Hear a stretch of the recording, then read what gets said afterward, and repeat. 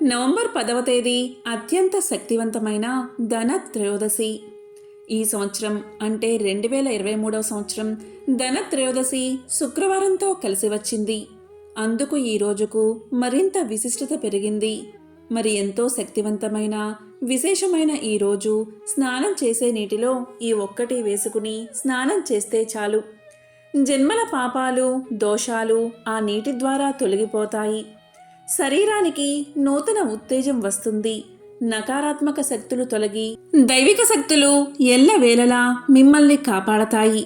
కాబట్టి ఎంతో విశేషమైన ధన త్రయోదశి రోజు స్నానం చేసే నీటిలో ఏం వేసుకుని స్నానం చేయాలో ఇప్పుడు ఈ వీడియోలో తెలుసుకుందాం. ఈరోజు ప్రదోష కాలంలో లక్ష్మీదేవి, గణేశుడు, ధన్వంతరి అలాగే కుబేరుణ్ణి పూజిస్తారు. 2023వ సంవత్సరంలో ధన త్రయోదశి శుక్రవారంతో కలిసి వచ్చింది. అందుకు ఈ రోజుకు మరింత విశేషత పెరిగింది. ఈరోజు బంగారమే కొనక్కర్లేదు. కేవలం ఈ ఒక్క వస్తువును కొని ఇంటికి తెచ్చుకుంటే చాలు. బంగారాన్ని కొన్నా మహాపుణ్యం మీకు కలుగుతుంది. అదేవిధంగా ధన త్రయోదశి రోజు ఏమీ చేయకపోయినా ఈ ఒక్కటి చూస్తే చాలు. మీ ఇంట్లో లక్ష్మీదేవి అనుగ్రహం కలిగి సిరుల వర్షం కురుస్తుంది. హిందూ పురాణాలలో ధన త్రయోదశికి చాలా ప్రత్యేకమైన ప్రాధాన్యత ఉంది. ధన త్రయోదశి రోజున లక్ష్మీదేవిని పూజించడం వల్ల సంపద, శ్రేయస్సు వెల్లివిరుస్తాయని నమ్మకం. దీపావళికి ముందు జరుపుకునే ప్రధానమైన పండుగ ధన త్రయోదశి. ఎవరైతే ఈరోజు అత్యంత భక్తి శ్రద్ధలతో లక్ష్మీదేవిని పూజిస్తారో వారు సంపన్నులుగా జీవిస్తారని, సుఖశాంతులతో ఉంటారని చెబుతూ ఉంటారు. పూర్వకాలంలో దేవదానవులు అమృతం కోసం మదిస్తున్న పాలకడలి నుంచి లక్ష్మీదేవి ఈరోజే ఉద్భవించింది అంటారు. ఆమెను భార్యగా స్వీకరించిన శ్రీ మహావిష్ణువు ఐశ్వర్యానికి అధిదేవతగా ప్రకటించాడని పురాణ కథనం. ఈ రోజున ధనాది దేవత అయిన లక్ష్మీదేవిని పూజించడం వల్ల విశేష ఫలితం ఉంటుందని భక్తుల ప్రగాఢ విశ్వాసం. అందుకే దీన్ని ధన త్రయోదశిగా పిలుస్తారు. మరో కథ కూడా ప్రచారంలో ఉంది. త్రిమూర్తుల్లో ఎవరు గొప్పవారో తెలుసుకునేందుకు ఒక రోజున భృగు మహర్షి పయనం అవుతాడు. దారిలో వైకుంఠానికి వెళ్ళినప్పటికీ ఆయన రాకను లక్ష్మీనారాయణులు గమనించరు. దాంతో మహర్షి ఆగ్రహించి స్వామి వక్షస్థలాన్ని తన్నినా ఆయన చలించడు.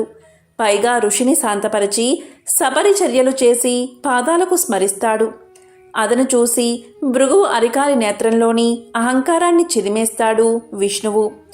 అప్పుడు స్వామిని శరణు కోరతాడు భృగువు. తన నివాస స్థానమైన విష్ణువు గుండెల మీద ముని తన్నడం లక్ష్మీ కోపానికి కారణమవుతుంది. భర్త ఆ మునిపాదాలు తాకడాన్ని భరించలేక ఆమె భూలోకానికి వెళ్తుంది. ఇదే ఆశ్వయుజ బహుళ త్రయోదశి అని మరికొందరు అంటారు. లక్ష్మీదేవి భూలోకంలోని కరవీరపురం నేటి కోల్హాపూర్కు చేరుతుంది. కుబేరుడు అక్కడికి వెళ్ళి ఆమెను పూజించి అనుగ్రహాన్ని పొందుతాడు. అందుకే అతడు ఎంతో ధనవంతుడు అయ్యాడు అంటారు.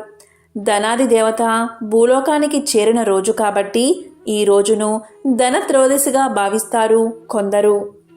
ఇదే రోజును యమ త్రయోదశిగాను పరిగణిస్తారు. పూర్వం హిమ అనే రాజుకు లేకలేక కొడుకు పుడతాడు. వివాహమైన 4వ రోజునే ఆ రాజకుమారుడు మరణిస్తాడని కొందరు హెచ్చరిస్తారు.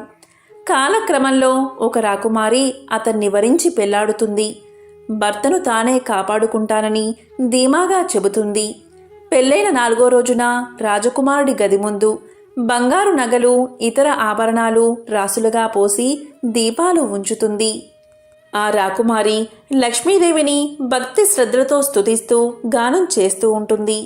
అదే సమయానికి రాకుమారుడి ప్రాణాలు తీసుకెళ్లేందుకు యముడు పాము రూపంలో వస్తాడు.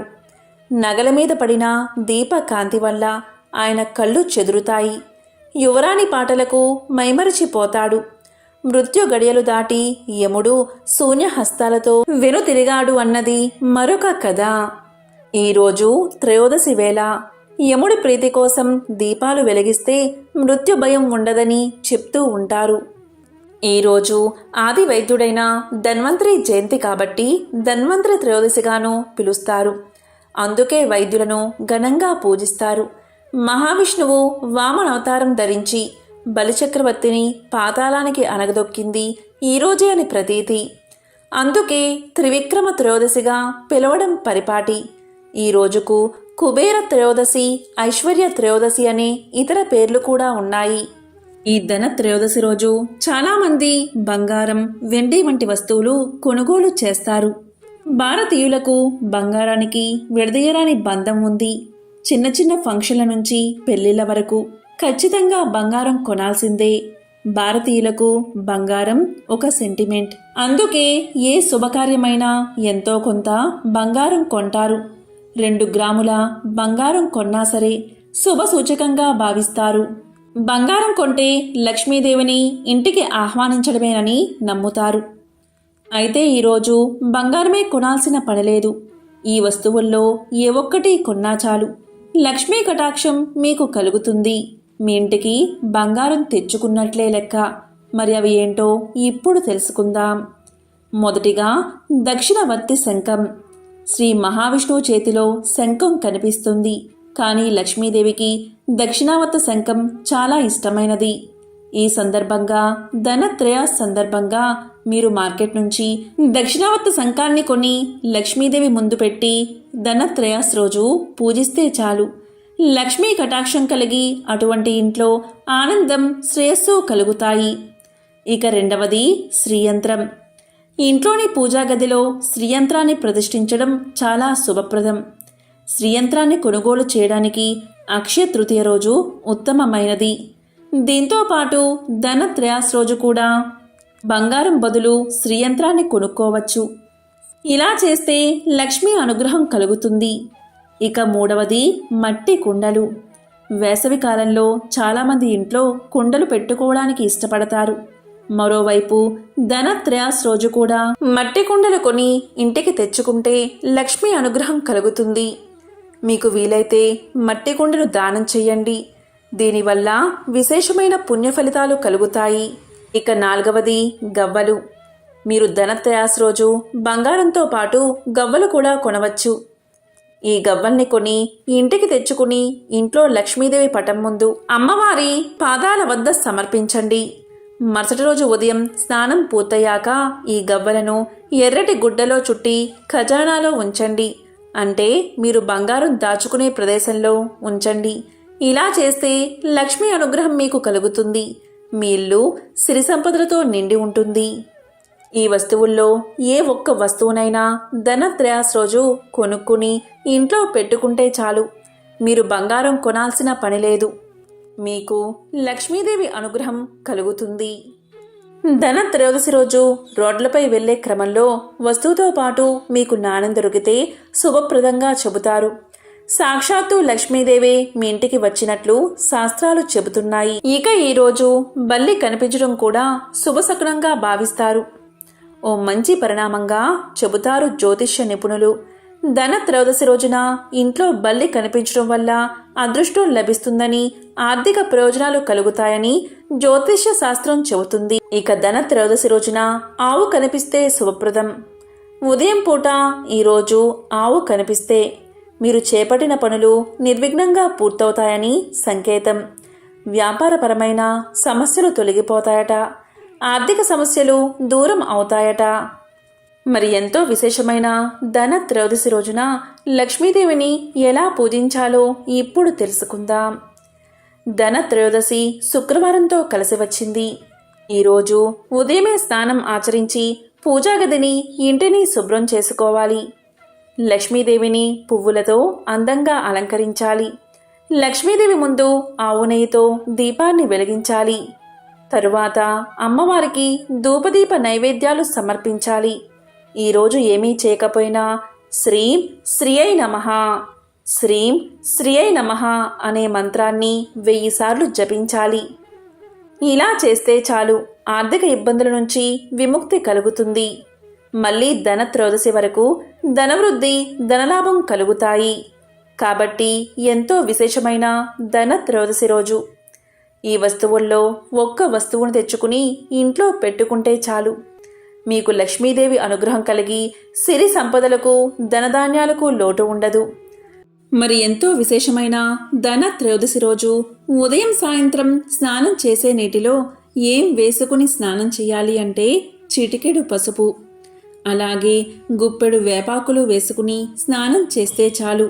శరీరంలో ఉన్న సకల వ్యాధులు తగ్గిపోతాయి. నరదృష్టి, నరపీడ, నరఘోష తొలగిపోయి లక్ష్మీదేవి అనుగ్రహం కలుగుతుంది. వేపాకులు వాడడం వల్ల చర్మ సంబంధిత రోగాలు తగ్గిపోతాయి. పూర్వం ఇదే రోజు దేవతలు, రాక్షసులు అమృతం కోసం క్షీరసాగరాన్ని మదించినప్పుడు పాల సముద్రం నుంచి శ్రీ మహాలక్ష్మీదేవి ఉద్భవించింది. అదేవిధంగా అనంత సంపదలను ఇచ్చే కల్పవృక్షం దేవవైద్యుడైన ధన్వంతరి కూడా జన్మించారు.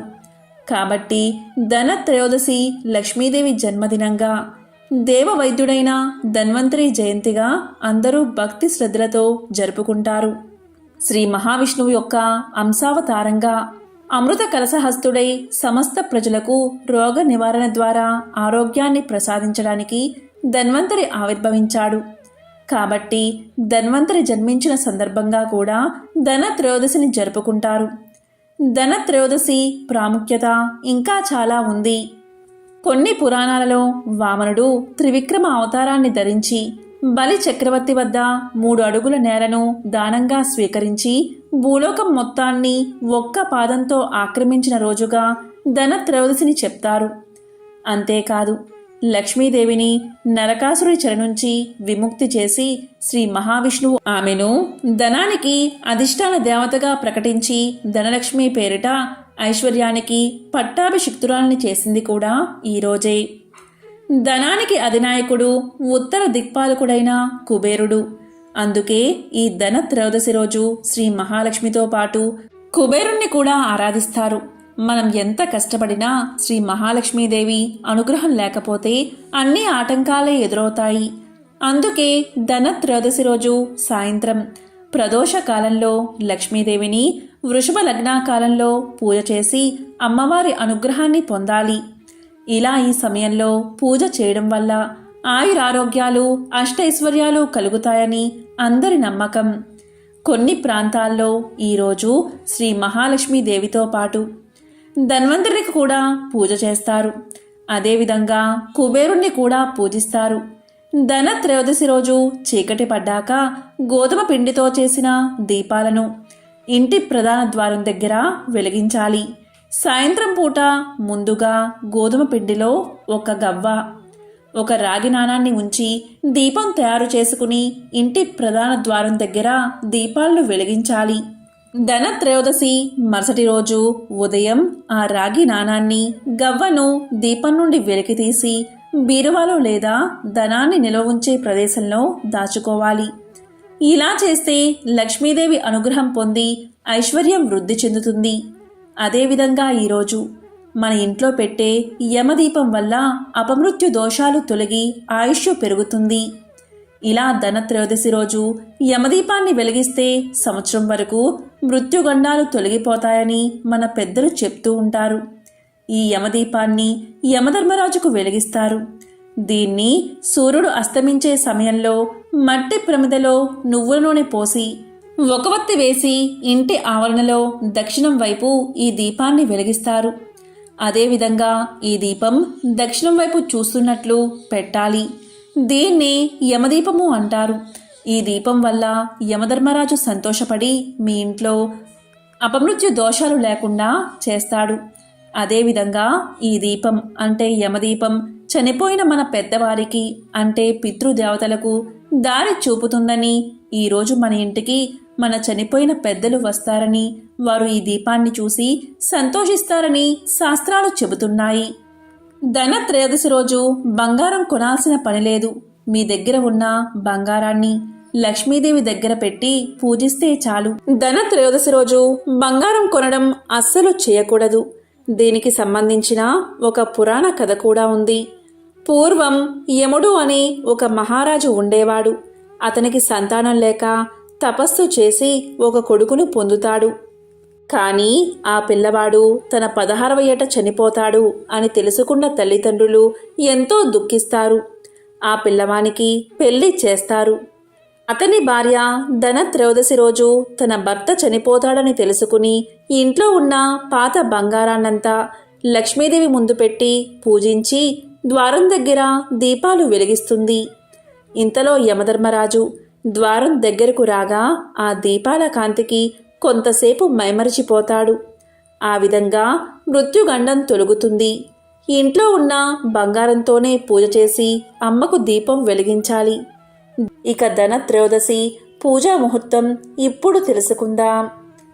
ఈ సంవత్సరం అంటే 2023వ సంవత్సరం ధనత్రయోదశి నవంబర్ 10వ తేదీ మధ్యాహ్నం 12:35 ప్రారంభమై నవంబర్ 11వ తేదీ అంటే మరుసటి రోజు మధ్యాహ్నం 1:57 ముగుస్తుంది. ప్రదోష పూజ పవిత్ర సమయాన్ని దృష్టిలో ఉంచుకుని ఈ సంవత్సరం ధనత్రయోదశి పండుగను నవంబర్ 10వ తేదీన జరుపుకోవాలి. ఇక ధనత్రయోదశి పూజా ముహూర్తం సాయంత్రం 6:17 నుంచి రాత్రి 8:11 వరకు ఉంది. ఇక ధనత్రయోదశి ప్రదోషకాలం విషయానికి వస్తే సాయంత్రం 5:39 నుంచి 8:14 వరకు ప్రదోషకాలం ఉంది. ఈసారి లక్ష్మీదేవికి ఇష్టమైన శుక్రవారం రోజు ధనత్రయోదశిని జరుపుకుంటున్నాం. ఈ ప్రదోషకాలంలో లక్ష్మీదేవిని పూజించడం వల్ల సకల శుభాలు కలుగుతాయి. ఈ సమయంలో లక్ష్మీదేవి పటం ముందు ఒక్క దీపాన్ని వెలిగించినా చాలు, అన్ని రకాల సమస్యలు తొలగి సకల శుభాలు కలుగుతాయి. సంపద, శ్రేయస్సు, సంతానం కలుగుతుంది. ఓం శ్రీ మహాలక్ష్మియే నమః. ఓం శ్రీ మాత్రే నమః.